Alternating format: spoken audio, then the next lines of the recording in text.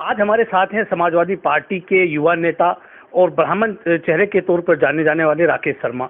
इनको हम ब्राह्मण नेता के तौर पर भी स्थापित करने की बात नहीं कह सकते, क्योंकि सब समाज में इनकी एक पकड़ है, एक पहचान है और सब समाज के बीच में लगातार काम करते हैं। उनसे बात करेंगे। आज 10 अप्रैल है, उनका जन्मदिन है। सबसे पहले आपको जन्मदिन की बधाई। धन्यवाद।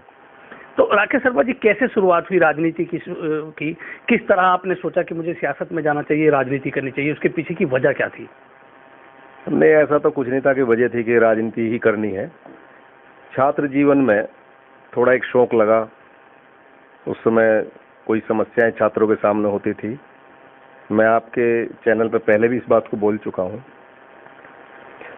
तो उनकी समस्याओं को लेकर के जो हम आगे बढ़ते जैसे चले गए धीरे धीरे, तो उसने एक वही रूप ले लिया। फिर बाद में राजनीति के रूप में, वो छात्र राजनीति के रूप में हम लोग उसको आगे बढ़ता चला गया। फिर धीरे धीरे समाजवादी पार्टी में का गठन हुआ 1992 में। उसमें युवजन सभा का मुझे जिला अध्यक्ष बना गया। पहला जिला अध्यक्ष मैं ही बना था इस जिले में। तो धीरे धीरे फिर समाजवादी पार्टी के साथ ही अपना आगे बढ़ते चले गए। तो नहीं, जब आप स्टूडेंट थे, पढ़ते हैं, तो एक मन में होता है कि मुझे बड़ा होकर क्या बनना था। कहीं राकेश शर्मा के दिमाग में सवाल कभी था कि मुझे राजनीति करनी पड़ेगी? हाँ, निश्चित रूप से ये तो सब ईश्वर की कृपा है कि उन्होंने अपने आप ही इधर मोड़ दिया मेरा मन। पढ़ने में भी ठीक थे, सब था, लेकिन वो अपने आप ही फिर एक रास्ता इधर को बनते चला गया। मेरा सवाल ये था कि क्या पहले से ही राजनीति में आना तय था, या कहीं और भाई सर्विस करनी है, मुझे मेरा इंटरेस्ट इसमें है, खिलाड़ी बनना है, क्या बनना है, क्या तय था राकेश शर्मा के लिए बचपन में? नहीं, मैं यही तो आपसे बता रहा हूँ कि राजनीति की, लेकिन उसके बाद में मैंने 20 साल फिर गवर्नमेंट जॉब भी की, आपको शायद पता होगा। तो ऐसा कुछ नहीं था कि राजनीति ही करनी थी, लेकिन वो कुछ ऐसा माहौल रहा कि पहले राजनीति की, फिर 20 साल गवर्नमेंट जॉब की, लेकिन वहाँ भी मन नहीं लगा तो रिजाइन करके वहाँ से फिर दोबारा से राजनीति में 2017 में चुनाव लड़े हम लोग। नहीं, तो वही तो है ना कि 2000 आपने 20 साल नौकरी की, फिर भी मन नहीं लगा, तो मन में था कि समाज सेवा करनी है, राजनीति कहीं ना कहीं। तो कौन सा ऐसा लीडर है जो जिसको देख करके आपने सियासत शुरू की थी और बाद में और आज भी आपको लगता हो कि ये नेता मेरा आदर्श है, इस तरह के लोगों को, इस तरह के लोग देश में नेता बनने चाहिए? देखिए, जहाँ तक जनपद की बात है, वहाँ चौधरी लम सिंह जी के साथ में हम लोगों की शुरुआत है।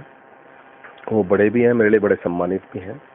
वो जिलाध्यक्ष थे उस समय, उन्हीं के साथ हम लोग हमने शुरुआत की है।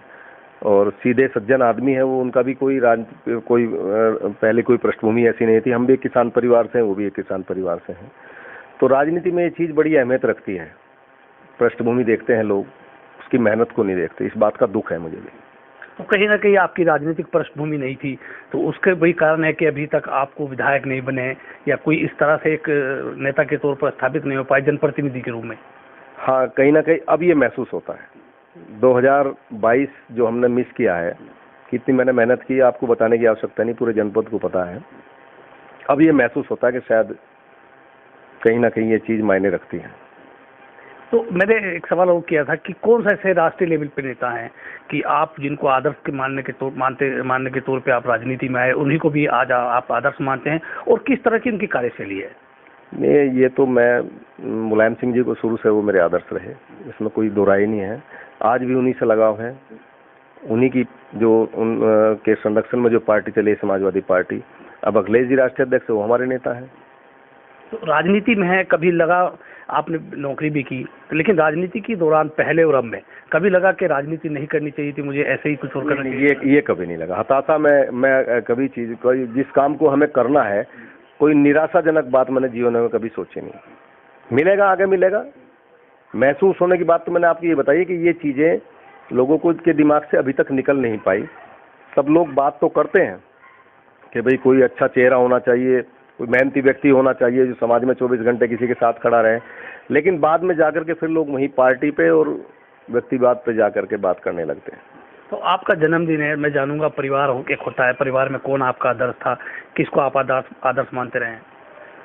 नहीं, आदर्श तो माता पिता ही होते हैं बच्चे के हमेशा, लेकिन हमारे जो बाबा जी थे वो बहुत पढ़े लिखे थे और बहुत समझदार थे, सामाजिक थे। उन्होंने हमारा मैं दरअसल में किसान पृष्ठभूमि से हूँ, और वो हमारे जो गांव में खेत हैं वहीं पर उन्होंने गुरुकुल बनाया हुआ था। वो निस्वार्थ सबको, बिना पैसे के सबको शिक्षा देने का काम करते थे। बल्कि जब लोग इस बात की से हीन भावना रखते थे तभी हमारे यहाँ जो एससी समाज के काफ़ी लड़कों को उन्होंने संस्कृत पढ़ाया। इसका बहुत लोगों ने विरोध किया, लेकिन वो कहते थे कि नहीं, जो पढ़ेगा उसे मैं पढ़ाऊँगा। जो लोग कहते हैं ब्राह्मणवाद की बात इधर उधर की, हम उन चीज़ों को कभी मानते ही नहीं। सर्व धर्म का और सर्व समाज का सम्मान करने वाले लोग हैं। तो ऐसी मेरी पृष्ठभूमि रही। हमेशा मेरे बाबा और मेरे पिताजी मेरे आदर्श रहे, क्योंकि उन्होंने बड़ी मेहनत की। आज भी मेरे फादर अपने हाथ से, 76 साल की उम्र है उनकी, लेकिन आज भी वो अपने हाथ से खेती करते हैं, मेहनती व्यक्ति हैं। एक खुददार बाप का बेटा हूँ, इस बात का मुझे गर्व है। तो अब आपका एक सामाजिक राजनीतिक जीवन है, एक पर्सनल लाइफ भी है। कौन सा ऐसा संस्मरण आपकी ज़िंदगी का है जो आपको हमेशा याद रहता हो? आपने किसी की मदद की हो या कोई भी ऐसा संस्मरण होता है, कौन सा ऐसा संस्मरण है जो राकेश शर्मा को हमेशा याद रहता है? नहीं, किस तरह से आप पूछना, मतलब कोई संस्मरण होती है, कुछ घटनाएं होती है, कुछ यादें होती है? जीवन की, राजनीतिक जीवन में ऐसी तो बहुत चीज़ें हैं। जब हम पढ़ते थे, एक छोटी बच्ची नेहा भार्गव, उसका एक्सीडेंट हुआ था, तो बड़ा आंदोलन हमने चलाया था उसमें। तमाम सब अखबार हैं, वो सब आपके पास भी हैं। तो और उससे पहले हमने किया, जब चुनाव के लिए मांग की, हमने 4 दिन भूख हड़ताल पे बैठे मुजफ्फरनगर जिला अधिकारी कार्यालय पे। 4 दिन हमने भूख हड़ताल की थी वहाँ पर। रेणुका त्यागी हमारी बड़ी बहन हमारे साथ में, और जितेंद्र भाई थे हमारे साथ, भाग्यवीर तोमर थे उसार वाले। तो सब लोग हम 4 दिन लगातार भूख हड़ताल पर रहे, और वो जब चुनाव की घोषणा हुई तब वहाँ से हम उठे। ये हैं। और उसके बाद और भी बहुत आंदोलन हमने किए, जैसे इवनिंग क्लास, जब ये आरक्षण लागू हुआ तो कुछ बच्चों को जब एडमिशन नहीं मिला, तो उसके लिए इवनिंग क्लासिंग चलाने के लिए हमने बड़ा आंदोलन किया। 10-12 दिन हम लोग सड़कों पर रहे, बहुत बड़ा आंदोलन था। उसमें हम लोगों ने लाठीचार्ज भी, हम लोग जेल भी गए, लेकिन वो इवनिंग क्लास चलवाई हमने। ये हमारा ही काम था, किसी को पता नहीं था इवनिंग क्लास क्या होती है। तो एक्स्ट्रा 1000 फीस ले करके सब बच्चों का एडमिशन हमने कराने का काम किया। बहुत ऐसी चीज़ें, क्या क्या एक एक चीज़ तो याद नहीं रहती।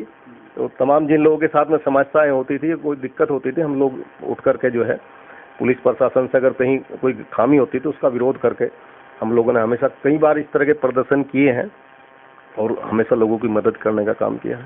30 साल का आपका राजनीतिक जीवन है, उसमें बीच में सर्विस भी आपकी है। तो क्या कार्यशैली रही राकेश शर्मा की? किस तरह किसी की समस्या में पहुंच जाते हैं, किस तरह से काम करते हैं आप लोग?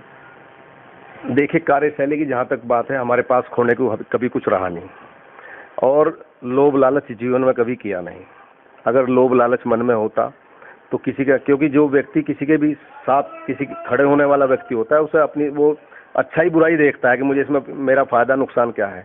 मैंने जीवन में कभी ये चीज़ देखी नहीं कि मेरा इसमें क्या फ़ायदा है क्या नुकसान है। जो मुझे अच्छा लगा, हमेशा जो कमज़ोर वर्ग रहा मैं उसके साथ खड़ा रहा। ये मेरी आदत रही कि जो मुझे लगता है कि इसकी सहायता होनी चाहिए, उसकी सहायता मैंने करने का काम किया।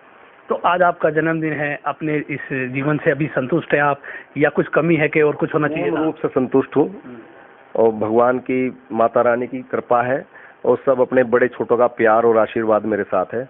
बस इसी में खुश हूँ, और मैं ईश्वर से ये कामना करता हूँ आपके चैनल के माध्यम से कि बस मुझे कुछ मिले ना मिले, लेकिन जो प्यार लोगों के दिलों में है ये हमेशा बना रहे। ये ईश्वर से मैं प्रार्थना करूँगा। मेरे से कोई जाने अनजाने भी ऐसी गलती ना हो कि कभी मुझे नीचा देखना पड़े, चाहे मैं कुछ बनूं ना बनूं। क्योंकि एक बात मैं हमेशा कहता हूं, इंसान जो है वो कभी पैसे से, पद से बड़ा नहीं होता, वो सोच से बड़ा होता है अपनी। इसलिए अपनी सोच बड़ी रखें।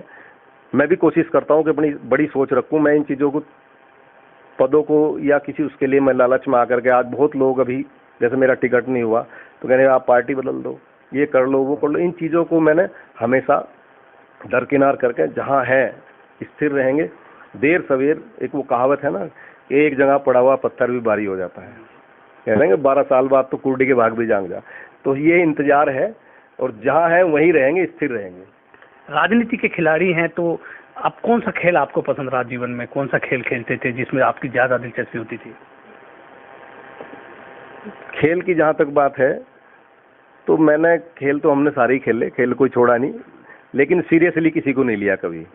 और जहाँ तक बात है, अपने जीवन में कोई भी खेल ऐसा नहीं है जिसे ना खेला हो, सब खेले हैं, लेकिन सीरियसली मैंने बताया ना कि कभी नहीं लिया मैंने। कोई खिलाड़ी है आपका जो आप उसका खेल देखना पसंद करते हो? खिलाड़ी तो सचिन तेंदुलकर और कपिल देव, मेरे दोनों, मैंने मानता हूँ कपिल देव बड़ा है बल्कि उसमें जो है, क्योंकि उस दौर में जब उन्होंने अपने दम पे अकेले आदमी ने देश को जिताने का काम किया, वो वास्तव में एक ऐसा चेहरा, ऐसा एक साधारण परिवार से, एक किसान परिवार का बेटा, तो उसे देख करके मुझे वास्तव में आनंद मिलता है। सचिन तेंदुलकर तो फिर भी जो है बहुत बड़े घर से थे और बड़ा उन्होंने जो वो किया है, लेकिन उसके बावजूद कपिल देव वास्तव में हमारे आदर्श हैं इस मामले में। आज आपका जन्मदिन है, कभी जब राकेश शर्मा फ्री होते हैं तो कोई गाना गुनगुनाते हैं? कोई ऐसा गाना जो आप कभी अकेले में हो, कभी एक जोली मूड हो तो गाना गा लेते हो? ऐसा कोई गाना तो मुझे इन चीज़ों का कभी शौक नहीं रहा, लेकिन जहाँ तक बात है, वैसे तो देखो मैं बहुत पूजा पाठी व्यक्ति हूँ। गाने की तो जहाँ तक दोस्तों की बात है, दोस्तों का जो कोई गाना होता है मुझे अच्छा लगता है। हाँ, जो शोले पिक्चर का गाना है ये दोस्ती वाला, वो बहुत अच्छा लगता है मुझे इस तरह की, क्योंकि हमेशा दोस्तों से मुझे बहुत कुछ मिला है। मेरे पास और कुछ नहीं है, आज भी दोस्ती है सब कुछ। जो मेरे यार दोस्त हैं पुराने, जो साथी हैं, जो मिलने जुलने वाले लोग हैं, मुझसे दिल से जुड़ते हैं। मेरा हमेशा ये रहा कि जिससे मेरा लगाव रहा वो दिल से रहा। जो मुझे अच्छा नहीं लगता मैं उससे ज़्यादा बात भी नहीं करता। ये मेरा एक स्वभाव है, और जो मुझे अच्छा लगे उसके लिए मैं जान देने को तैयार रहता हूँ।